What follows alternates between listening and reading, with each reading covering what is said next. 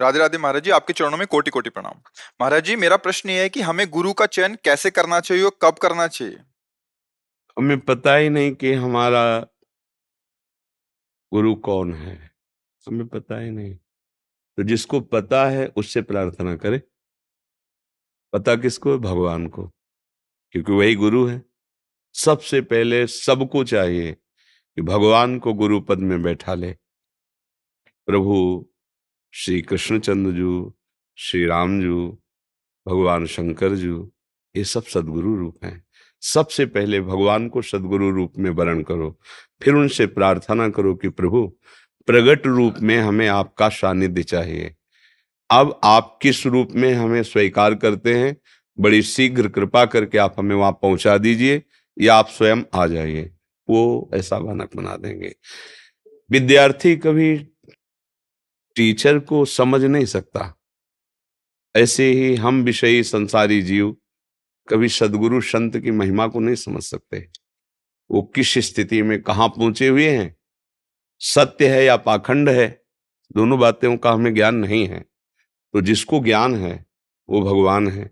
उन्हीं से हम प्रार्थना करें कि आप कृपा करके अपने सदगुरु रूप में मुझे आसक्त कर लीजिए।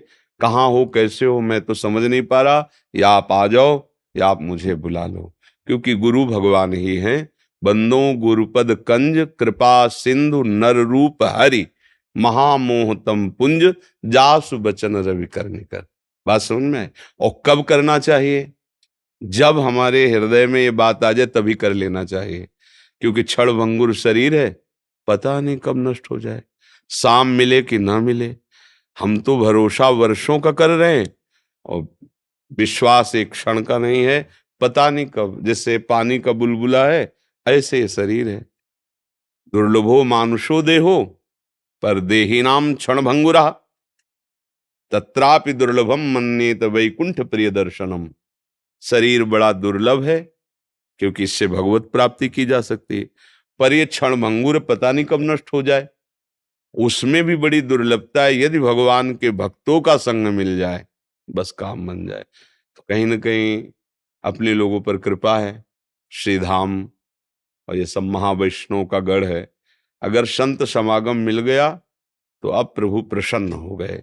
जो प्रभु मोहि अनुग्रह कीन्हा, तो तुम आए दरस हठ देना। अगर भगवान कृपा न करे तो भक्तों का सानिध्य बिल्कुल मिलना हमारे पुण्य बल से नहीं है। अब मोहि भाव भरोस हनुमंता, बिनु हरि कृपा मिले नहीं सन। तो जिस दिन हमारे हृदय में बात आ जाए कि हमारे जीवन का लक्ष्य श्री भगवान को प्रसन्न करना है, उसी दिन गुरु का वरण कर ले। भगवान जब चाहे तब मिलावे, पर भगवान को गुरु रूप से वरण करे। गुरु को भगवान, भगवान को गुरु, गुरु गोविंद न भेद कराए। जो गुरु को मनुष्य देखता है, भगवत प्रसाद में अन्न बुद्धि रखता है, चरणामृत में जल बुद्धि रखता है, मंत्र नाम में शब्द बुद्धि रखता है, श्री विग्रह में धातु बुद्धि पाषाण आदि की भावना करता है, संतों में जाति आदि की भावना करता है, वो कभी अध्यात्म मार्ग का पथिक नहीं हो सकता है। वो परमार्थ में भगवत भाव में नहीं चल सकता है। गुरु साक्षात परब्रह्म, तस्मै श्री गुरुवे नमः। हमारे परब्रह्म परमात्मा ही गुरु रूप से आकर मुझ जीव को अज्ञान रूपी दलदल से हटाकर शुद्ध ज्ञान, शुद्ध प्रेम प्रदान करते हैं।